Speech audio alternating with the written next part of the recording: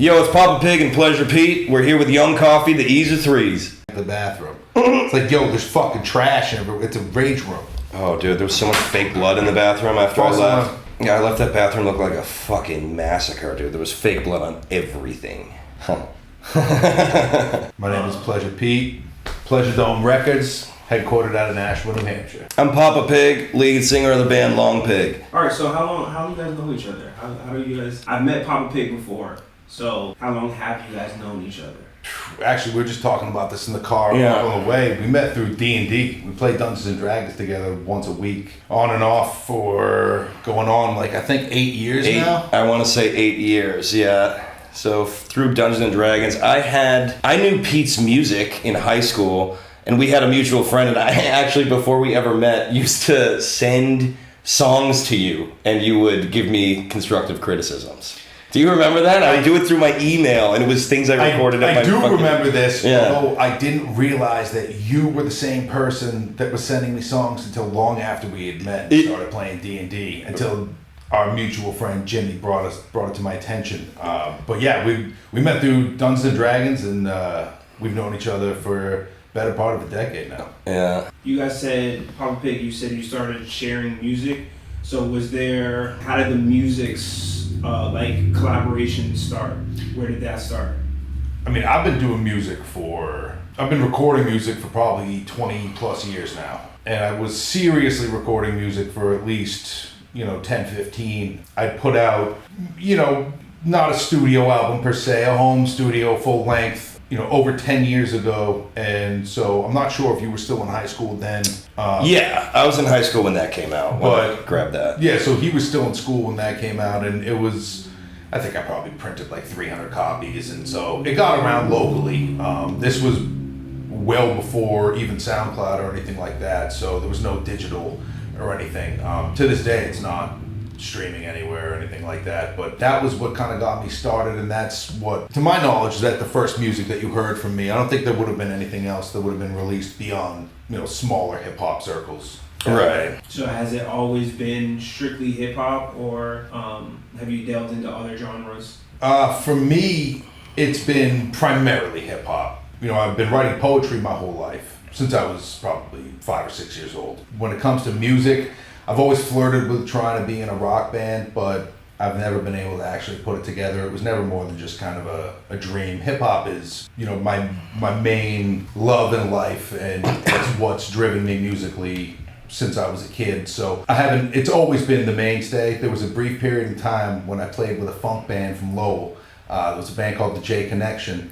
And then when we formed, we were Pleasure Pete and the Beat Off Boys. Spelled Bidoff. I have to be specific there because they always used to make us spell it when we went on the radio. So yeah, Bidoff, the Beat Off Boys. It was a real fun time. We played, I think, 2 or 3 shows. We did like 1 or 2 radio appearances, and then it's tough to keep a group of 6, 7 people together, 5, 6 people together, and do rehearsals and all that, which is another reason why hip hop has always been the main component of my life musically, because I don't have it within me to be the ringleader for half a dozen people for every single thing that we do, but also it's there's a control aspect of it. So I like hip hop because it's kind of it's like boxing or wrestling. If you lose, it's all on you, but when you win, it's all on you. And so you don't have to share the glory as much. And it might sound a bit selfish, but it's undeniable, that feeling you get when you get off stage. That was me. That was, nobody else was on stage with me. That was me. So it can be equally as difficult, wrangling all of the different bits of yourself to get yourself in the right place to go on stage and put on that kind of a show. But it's decidedly easier. No, it's decidedly easier than getting a bunch of different people on the same page. So it's mostly been hip hop for me. I played with a funk band a little bit. That was a lot of fun. It's something I'd love to do again. But actually very recently this year, I linked back up with, the guitarist from that band, Scott Stangl, who now is over at Red 13 Studios in Lawrence. And we started doing a little producing together. We got a video out right now, Spose, Where Are My Boots, which is a little callback to an old friend of mine, Spose, another MCs from Maine. When we produce together now, we are the Brothers Beat Off. So there's no more Beat Off Boys. That the band is all kind of moved on and spread out at this point, but We'll see where that goes. I think we'll probably still primarily do hip hop stuff, but we'll see. I'm always open to it, and my wife is a cellist, so we've talked about doing some interesting projects together aside from hip hop, but we'll see where it goes. Well, to touch on something you said, it does sound selfish, and you're a fucking narcissist. Yeah, and you almost just touched my penis, also. to touch on something. I'm sorry, my wiener. To touch on something else. So I'm aware Papa Pig is in a band. It's fucking 6 of us. I'm jealous when Pete says he doesn't have to wrangle fucking 5 jackasses all the time. Jeez, do they all have to be jackasses though? They don't have to be. It's their choice. They're serial killers, buddy. How do you keep them in line? It's a cult. What are you gonna do? How do you keep them in line? I'm like a sheepdog, except more satanic. Yeah.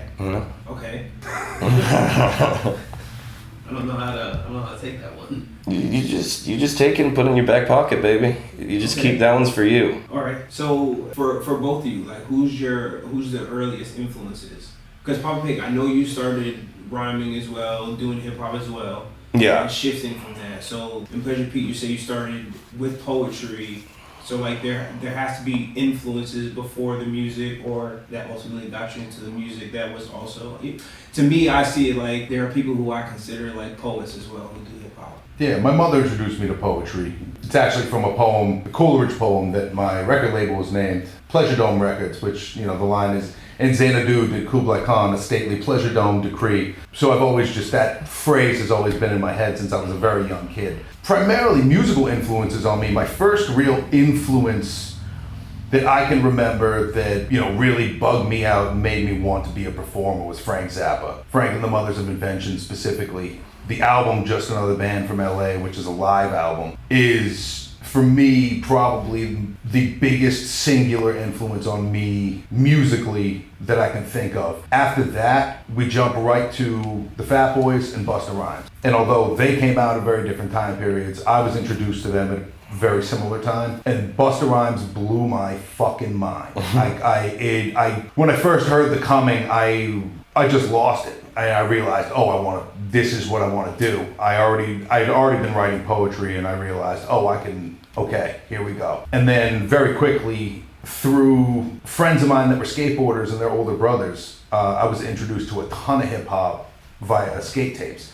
So 10 years old, 11 years old, watching these like skateboard tapes on VHS and like, what the fuck is that song? Yeah. CKY? So I do remember seeing that. I think I was probably like maybe 13 before I saw CKY, but I remember seeing these like old Zoo York tapes that were probably a dub of a dub of a dub on VHS, and someone stole from their older brother, and hearing songs, like I remember hearing shit like The Artifacts, and it taking 3 weeks from hearing the song for us to figure out who the hell this group is, what's that song, because there was no SoundCloud, there was no anything, you couldn't figure it out, there was no Googling it, so it was asking someone who asked someone, my brother's a DJ, you play it for him, and then it's, so it was, that was big for me.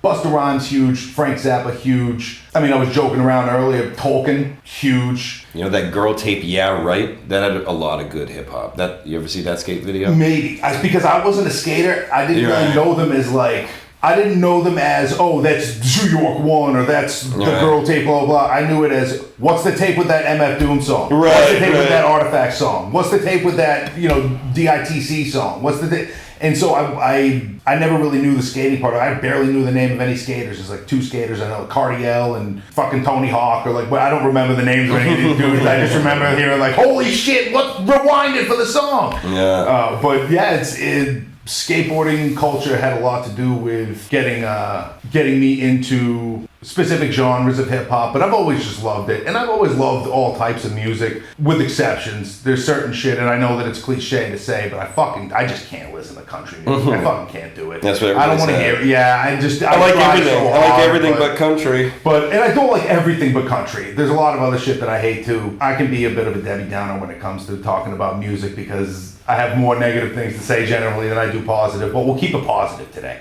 So I've drawn influence from most styles and types of music, but early on it was those things. And from an MC standpoint, I thought Busta Rhymes is the God King on earth, and anything that I could do to even get this close to where he is. If I'm here, I'm happy because to me, and I still pretty much I stand by that Busta Rhymes is the example, specifically or not specifically, but including performance in that as well. Because Busta Rhymes on stage is a whole new level. It's hard to make a guy rapping on stage entertaining. And then, as someone who is a guy rapping on stage, I'll be the first to admit that it's usually pretty boring unless there's something else that you could do or something in your music that you could bring it out. So that's always been a big influence on me, people that could turn it on like that. And of course, there's actors and authors and all that, but that was a long-winded response to who are my early influences. Well, yeah, and the other show we did, me with punk influences, I go to Pete for a lot of hip-hop, where I want to listen to new music. The last time we hung out, you turned me on to Smut Peddlers. Yes. Which I don't even think I went home. I think I bought the vinyl. You bought the vinyl while you were sitting while we were hanging out. So, but you and I have we agree on some music that would probably be a surprise to people. Like, Pete and I could both probably sing They Might Be Giants, Flood, every single word start to finish. Yes, it's one of the greatest albums of all time. Yeah. You know what? Actually, let me amend my answer from a second ago. If I could go on for just 10 more seconds.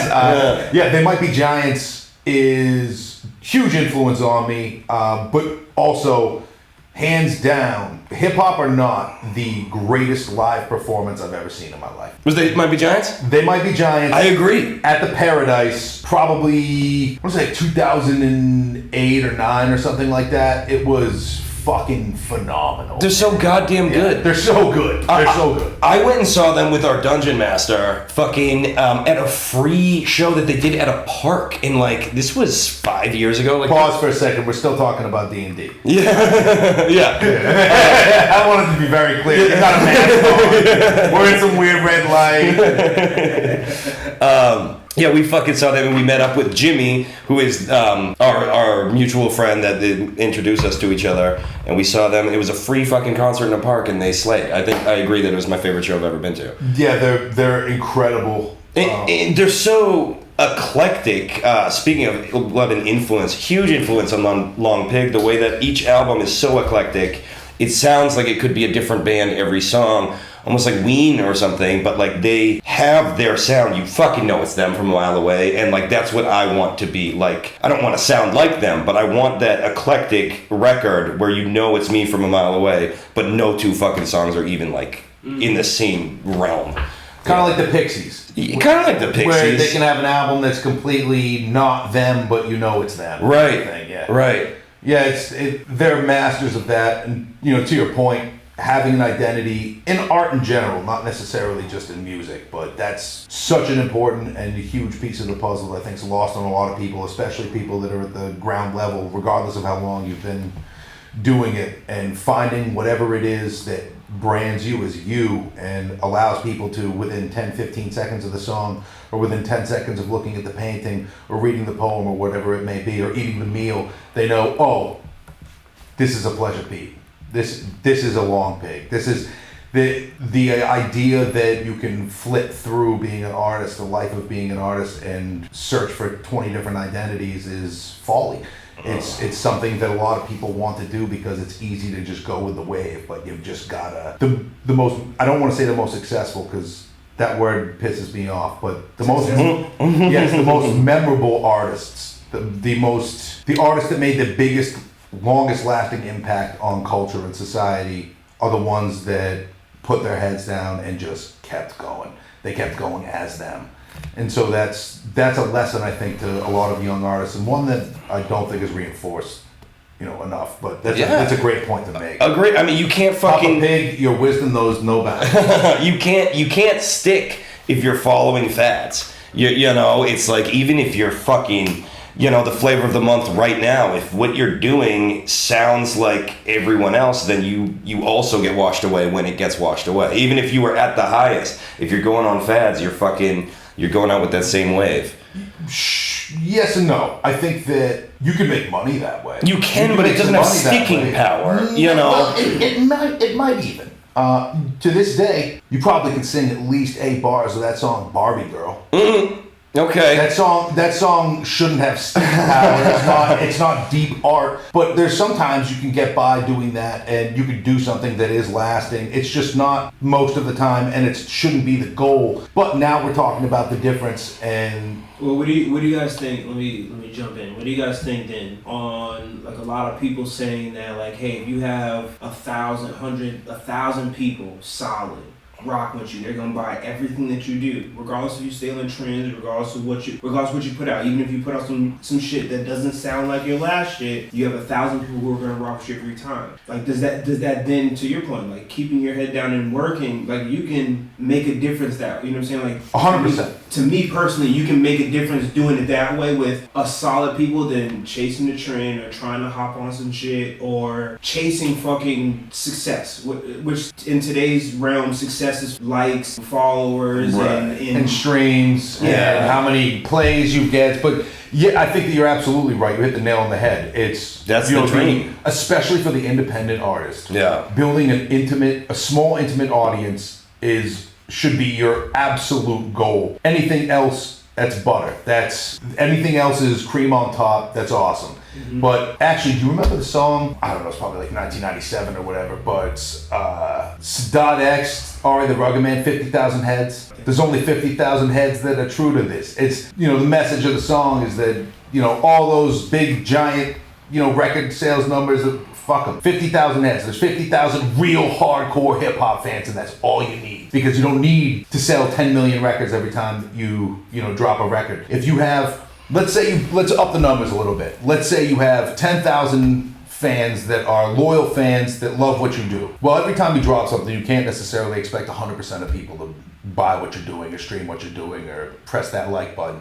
But if you can build it up to where you've got a 10% rate, 10% of those 10,000 fans, and then you get it so that every time you do a merch drop, every time you print records, every time that you do a show, you can get that percentage to respond to it. You can make a living. You're never going to be, Puff Daddy. You're never going to drive a Bentley, but you can support your family. I know. I was talking about my friend Spose, earlier. I've known Spose for over 15 years. We worked cash registered next to each other in Boston, and both of us, we're going to be rappers, blah, blah, blah.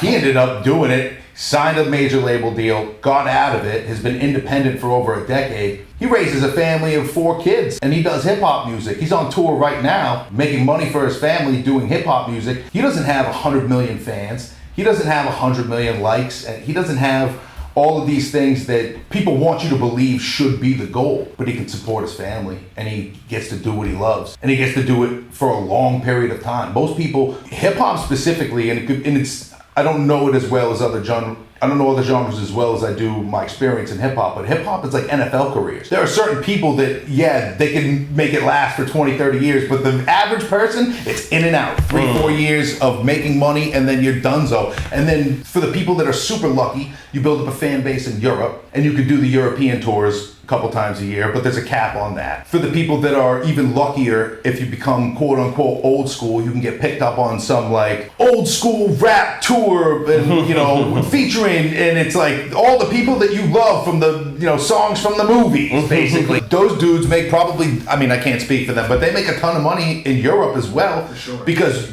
I saw AG and Sadat X in Geneva, Switzerland. I've never seen them here, but there was a live crowd. Every single person barely spoke English, couldn't even speak to these guys after the show. Everyone speaking French to everyone else, and they still knew all the words. Well, that's the thing.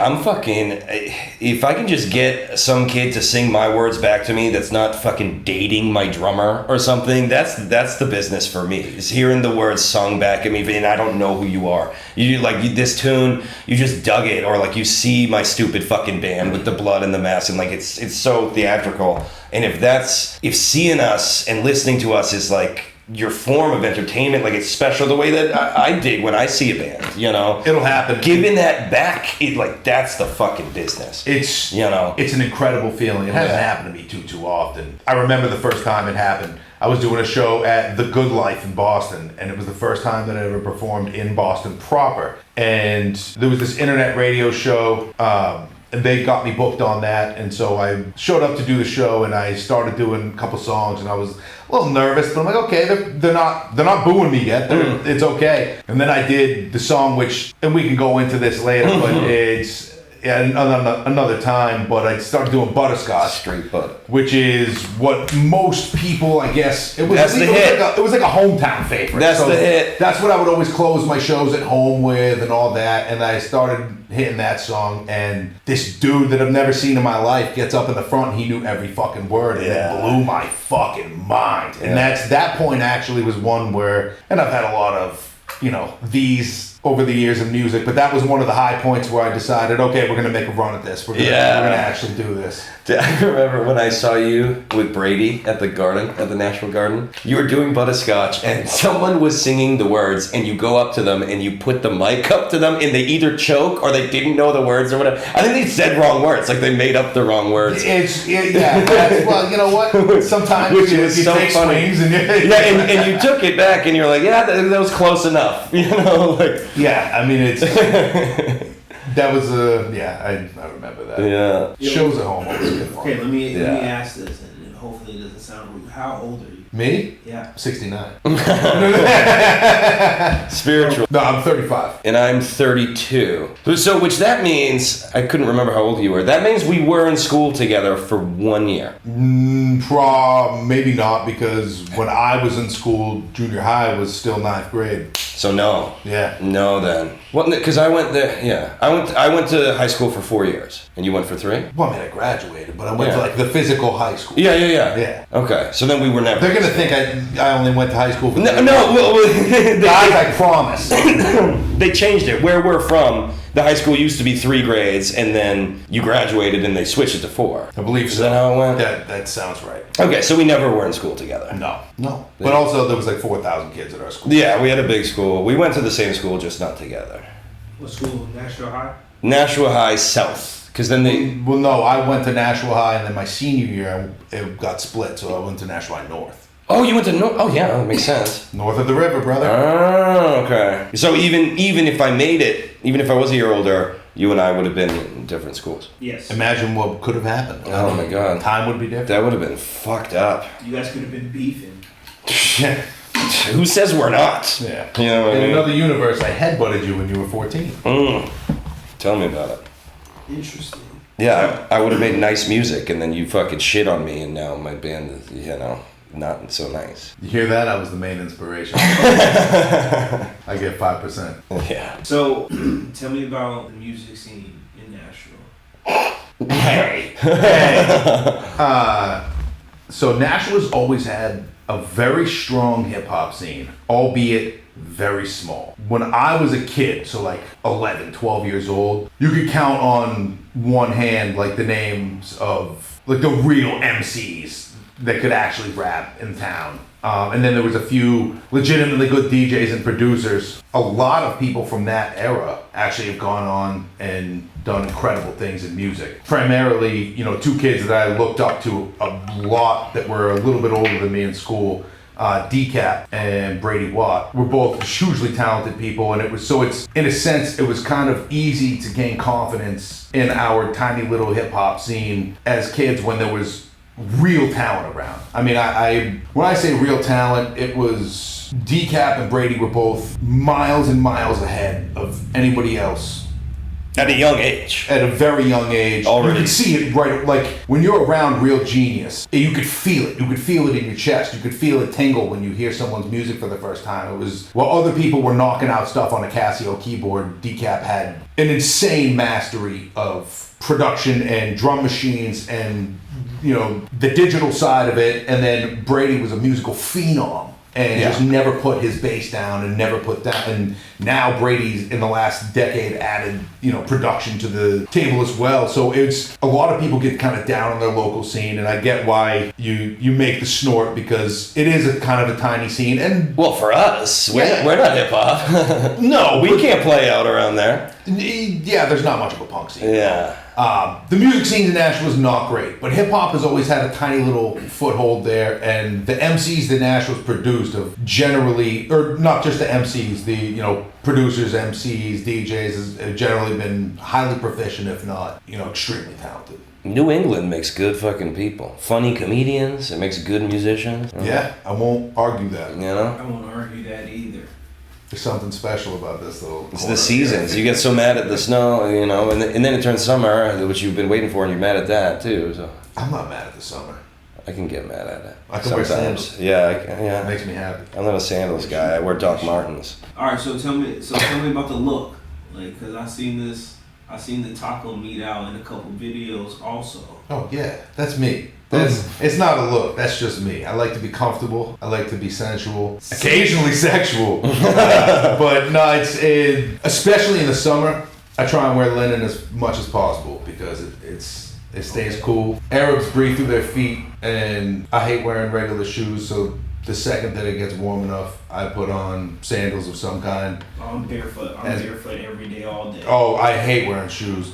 And I really just don't like wearing clothes. So the closer that I can get to naked, if I can wear a linen shirt half open, some linen pants rolled up, and some sandals, I've really minimized the amount of fabric I put on my body. Free balling? Not at the moment, although the only reason I didn't is because I had to rush out of the shower and I didn't want to get my pants all wet. So I tossed on some Calvin Kleins for you. But normally I'd either be free balling or I really like the satin joints. So the satin boxers are very nice. Some kind of, some flowy satin boxers. But yeah, I like to be comfortable. I hate buttoning shirts up all the way. I don't like wearing just socks and shoes. Preferably, in a perfect world, I wouldn't be wearing a shirt anywhere, and I would rarely be wearing pants. And now you're on a list somewhere. I'm on plenty of lists, brother. You're on a list for that. Multiply my Muslim last name with my porno search history, and it's over. CIA, NSA, FBI, they got me locked in. Muslim last name? Yeah. Should we mute this? You want to pat me down? No. No. I'm in support. Oh, hold on. It's the FBI. Yeah. His phone's ringing right now. Yeah. Sir. So where's the names come from? Where's Pleasure? What is it? Is Pleasure Pete just like, is your name Pete and you just like pleasure? Yes and yes, but there is a little bit of a story behind it. In 10th grade. Tell the story. Yeah, in 10th grade we went to a new high school, or it was the old high school, but that was a new school for us. And my friend Vinny was a great world-class chef. He's the one that gave me the name Pleasure Pete. He loved that I was a little fat kid that got panani, and so they got punani. Panani. Yeah, I like to pronounce it panani. I think it sounds more. It's more elegant. But he thought that was very funny, and he put me on to. He thought that was funny that you got some. Yes, being as heavy as I was, I was a pretty fat child, much fatter than I am now. So he thought that was funny. He was a fun guy. He also put me on to the best little secret that nobody knew, which was that, so he was a chef and he was in the culinary program, and the culinary program had their own set of locker rooms that nobody used, and especially that year because the culinary people moved to the newer school they built, and that wing was supposed to be destroyed, so the locker rooms were completely unoccupied. So that was where you brought a girl to make it happen. What the fuck? It was beautiful. There was just completely unoccupied, a whole area of the building that no one went. So he put me on to that, and I was very grateful to him. And shortly thereafter, he started calling me Pleasure Pete, completely independent of hip hop music, just me, just because I was a little rapscallion. What about you, Papa Pig? I hated it. I still don't love the name Papa Pig. They started calling me that. Wait. What? The name Papa Pig? The fucking band came up with that, and I was like, no, at first, definitely not. And they just didn't stop, and what was I gonna do? I didn't know that. Yeah, I didn't like it at all. I didn't know what I was going to do. I was a huge fan of the Hellraiser series, so I thought Black Pope of Hell was really cool, but like it doesn't roll off the tongue. No. You know. No, it doesn't. No. So so I guess maybe it's better to leave it to your band, you know, when you can't come up with a good name for yourself. But yeah, they started calling me that. Wait, so your name's okay. So you didn't pick your own? No. They started calling me that. I named the band. I named my guitar player, who's very tall and a big fan of Disney movies. I named him the Tower of Terror. I named maybe just that. That might be the only one I came up with. The other ones, I think they came up with their own shit. Yeah, and then mine. Yeah, but no, you can't do your own nickname. A real nickname comes from someone else. Right. I mean, stage name. It would be nice to come up with my own, especially because I think mine is a little stupid. I think the same rule applies. I guess I've grown into it, like, because it sounds cute, but I'm not. Like, the band isn't cute, the songs aren't cute, but we do have a tongue-in-cheek. That element really runs through our tunes. Let me ask you a question. So my rap name is Your Daddy, though. Yeah. Okay? How it came about was, my daughter said, I was telling her something, she's like, you can't tell me what to do. And I said, but I'm your daddy, though. I like that. That's good. So that it has a personal touch and a meaning to you, you know, sentimentality. That counts. That works. That's a good one. Yeah, that's a good one. All right. Because I've always heard that you can't give yourself your own nickname. And then I'm like, I kind of did. Yeah, but also, all those rules and things that even people like me repeat are bullshit and don't mean anything. So you can do whatever you want. But like, I'm not going to start calling, like, if your name was A, like, yo, start calling me A-Train. Like, Stage name is so much more different than nickname. You can't go to work and be like, hey, are you guys just going to start calling me Handsome? You know, like, it doesn't work. To me personally, like, it's interesting that you got the name Pleasure Pete from so long ago, that you got the name Papa Pig, and it was forced upon you. Mm-hmm. And that's it. You know what I mean? Like, this is very interesting to me. The origin of your name, but most people are just like, yo, my name is this and this. And that's my thing. I made it that way. Yeah. I made it that way. Right. Yeah, I mean, there were times where I didn't want to be Pleasure Pete anymore. Like, God damn it, I want to come up with something new and be something, but it's... Yeah, because how is that, like, especially making hip-hop music, you know what I mean? Like, oh, here comes another Pleasure Pete. You know what I mean? Like, yo, listen, I'll be honest. When I just started following you probably like 6 months ago, and I was like, holy shit, because I didn't know what to fucking expect because your name is Pleasure Pete. Which I like that. And for the record, I was Pleasure Pete way before that asshole down in Florida that makes fucking sexy music. No, it's Pleasure Pete. Yes, but a lot of people do think that there's some kind of like, oh, is this some kind of homage? Or they think, no, I fucking no. But you know, I kind of like that because I get that a lot in that. So similarly, I worked with this guy who is kind of an unofficial like hip hop archivist, and he's my favorite type of fan to make. And I think I know what you're picking up, what you're putting down here, because when I first met him, my manager at the time was like, yo, you gotta hear Pete rap, blah, blah, blah, blah. And he's like, oh, yeah, what do you call yourself? And I was like, oh, I go by Pleasure Pete. And he was just like, oh, And, you know, and he already had an idea. And he listened, and then he came back to me a couple weeks later at work and was like, I'll be honest with you. When I heard that you rapped and I heard your name, I thought it was going to be fucking trash, and I just didn't listen to it. And he's like, but someone finally put it on when I was riding in the truck, and you know, I'm happy to say I was wrong, blah, blah, blah, but that's the type of fan I love. The name can be misleading because, yeah, we can get very sensual, but it's... Pleasure Pete is me. It's not necessarily the theme of all my music, so I like when I can take people for that turn, when they think that they have some idea of what it's going to be, and then it's not.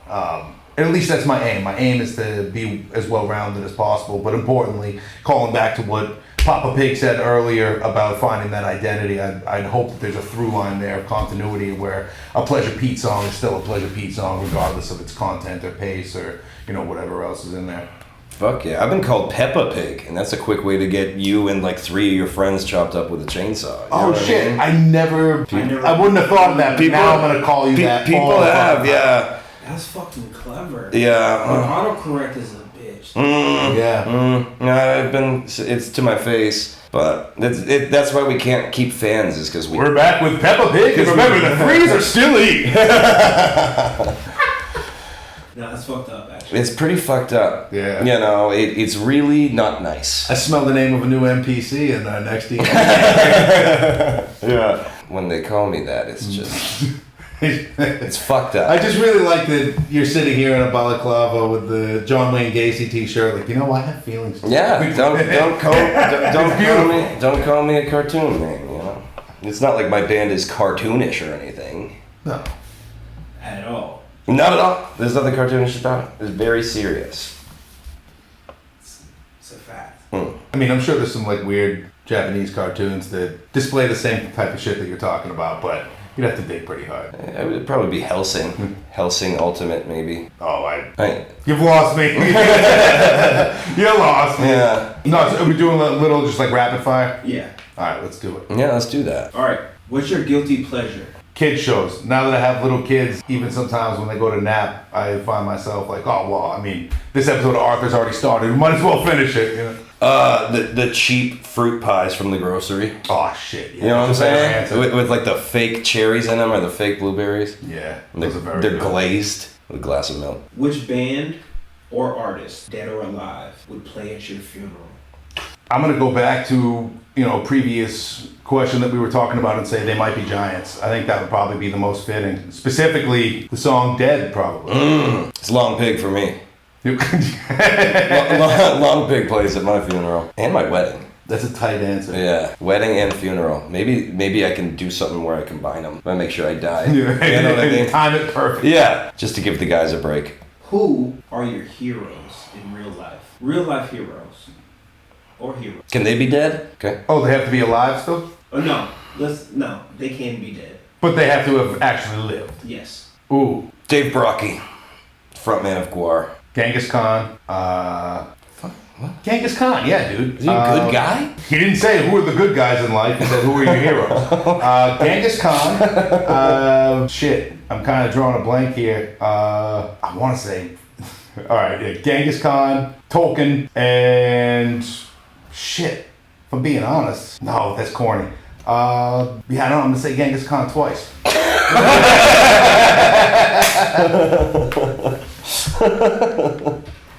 Yo, for some weird reason, I fuck with the Genghis Khan answer. Yo, honestly. He doubled down on it. Yeah. Multiple times. He said Genghis Khan multiple times. Yeah. Couldn't think of anybody else. Just No, it said my mind was quiet. Then I started thinking about Mongols. It was all over. My mind was just... Well, I like that I said, is he a good guy? You said he didn't have to be a good guy. And even after that, you still doubled down on him. Yeah. And also, for the record, Genghis Khan changed the whole world. It's a fact. Yeah, all right. I'll read a book. You should. I just read I'll give you one. I just read the Bible. You and me both, brother. What was your first screen name?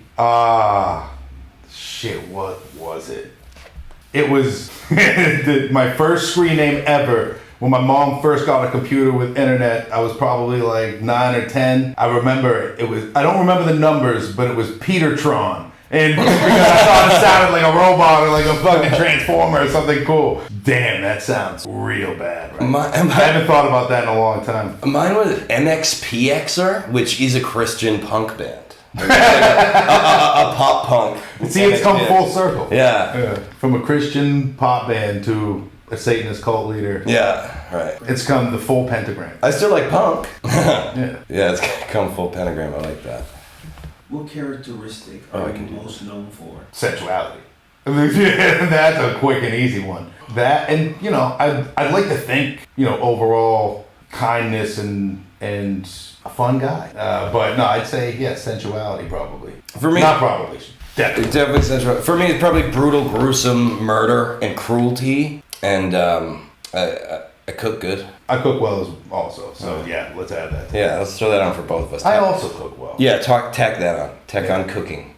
But I'm an excellent gardener. What's the best piece of advice you've ever received?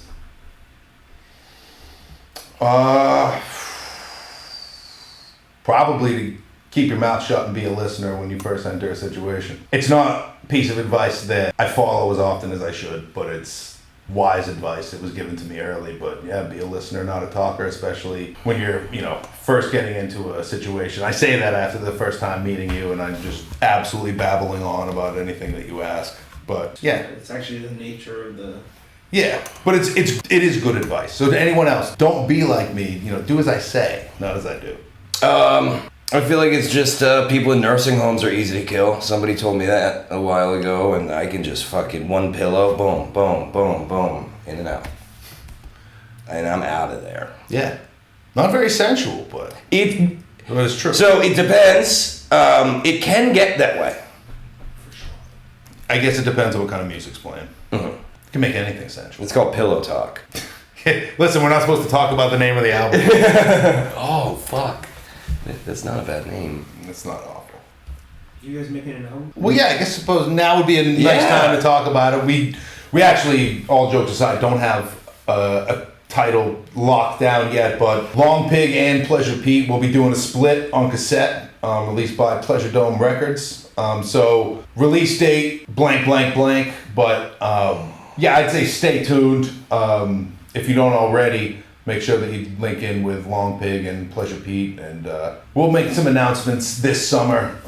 But yeah, it'll be very, very fun. I think that it'll be something different, and I can't think of the last time there was a death punk / sensual hip hop kind of mix in the same room, let alone on the same tape. So people are gonna squirt their pants. It's gonna be fucking ridiculous. It's gonna be the most fun tape to listen to that you have. Yeah, I mean that's the idea is putting out shit that Pleasure Dome Records as a label. I specialize in just putting out weird, rare, bizarre, very small runs. 50, 100, 150, 250, stuff like that. Those are the photos that he puts out, but also musically, he follows the same kind of parameters. Yeah, for sure. Yeah. So yeah, we're doing a little project together. Yeah. Fire. You say you don't like, being you don't like being successful, but the word successful. So when you think about success, what does it mean to you and why? Well, to me, it's a great question. I think that success means something different to everyone else because how you measure success and how you measure what it means to be successful depends on your own personal goals. So I think an easier way for me to answer would be what my goals are with music. For me to consider myself successful, my goal is for me to reach a point in music where, and I don't necessarily need to have a 40-year career and make millions of dollars, but where I can support myself and my family by music, whether that be a combination of selling records and doing shows and touring and whatever, however it breaks down. If I could do that, and respect from my peers has always been huge for me, and that's a big part of the equation. So I don't know how it would manifest, but if I got to a point where I felt respected by the people that I respect, that would be success to me. Then I could consider myself successful in hip hop music. Agreed. I think bands I dig or musicians that I like thinking that my group is cool is very fulfilling. Kind of like we said earlier, like fucking kids I don't know singing Long Pig words. That is the business. That's what I do it for. Somebody. I don't think it. I just picture me as a kid, and my band is for me. It's so masturbatory. Like, if I had this when I was younger, I would have fucking hung on for dear life, and I hope some kid gets that from us somewhere. Goddamn right. It's how it has to be. I mean, I'm not at the point, and I'll readily admit, I'm not at the point yet where the music I do even pays for itself. Right. Yeah. So it's completely masturbatory. Yeah. It's the whole thing. We talked about this earlier. I'm in my 30s. I have 2 children and a wife. I have a full-time job. I do this because I want and need to do this. I have goals that I want to meet, but let's be honest. For most artists that have that, bitten by that bug, you could take a hiatus. You could try and walk away. It can last for a year or 2, maybe 5. But you can't really stop. It's, you don't... For people that are doing this solely to achieve a specific set of goals and make a specific amount of money, those people they're not artists, they want to be entertainers. And that's the role that they want to play in the world. They want to be an entertainer and they want to be in the music business and show business. There's nothing wrong with that. That's fine. But I think the difference for me is that if I can make a living, that would be really fucking great. But success for me does not mean getting here. Success, because here is, Michael Jackson and, Metallica and, not everyone is going to be at that point. I think Michael Jackson's a little cooler than Metallica. Yeah, but in the pinnacle of success. It doesn't. I don't need to be Tom Cruise. I don't need, but none of that. What I need to be is fulfilled by my music, and to feel that I need to check a few boxes, and so that's always the goal. But realistically, I'll just keep doing this until I die. I've been doing it since I recorded my first song when I was like 14, so we're over 2 decades in now. I can't stop. I've invested so much of my fucking time and energy into this at this point that if I stop, then, so much of my being has been in vain. And so that I cannot abide. So I hope to check those goals off, and success to me would be checking those goals off, but success is on the side, because no matter what, the spearhead is pointed in the same direction, and we're trudging through. See, I'm the opposite. I try to leave all the time. I broke up Long Pig again like 2 weeks ago. Don't get me wrong. But again, it's a hiatus. Yeah. Come back to it. I stopped rapping for 3 years. Yeah. After I released the album with Brady Watt, Tongue in Cheeks, produced by Gilladine, that was, until now, I thought that was the culmination of my life's work. It was great. A couple of little tiny things didn't go my way. I had an appearance that went badly on Static Selecta's show. It went not as well as I would have liked. I had a couple of things fall through. Some bloggers and some people that were going to promote the album ended up backing out, and yada yada, and political situation got crazy, and people wanted me to be talking more about that, and the album had already been recorded for a year, and I just decided, fuck this, and I stopped rapping for 3 years. And then a very dear friend of mine, Brady, basically over like 6 phone conversations said, hey, you need to start writing, you need to, and so I kind of backed my way into releasing an EP. And from there, I started working with... Menage a Trois? Yes, Menage a Trois. That one's sick. Which is now out on vinyl, 7-inch on pleasurebeat.com. Yeah. But that kind of sparked something back in me, and then I went full steam ahead again. And so perhaps there might be another time. I don't even want to put a date on it. There might be another time in my life where I have to step away, but I'll always come back. It's something that's a part of me. So success doesn't mean that much to me when it's success is just a tributary on the main waterway. I'm trying to quit all the time. Singers out there, if you can write words that sound like they belong in a black metal band, fucking hit up Long Pig, let me free. They don't let me quit. I want you guys to give me your elevator pitch. So from the top. Folks, all the people of the world, my name is Pleasure Pete from Pleasure Dome Records, headquartered in very beautiful and historic Nashua, New Hampshire. I bring sensual hip hop at an extremely high level, but the main goal is for us to have fun. And while the music might be thought provoking, at the end of the day, hip hop is party music. So let's get down. I'm Papa Pig, lead singer of Long Pig. I'm out here with Pleasure Pete.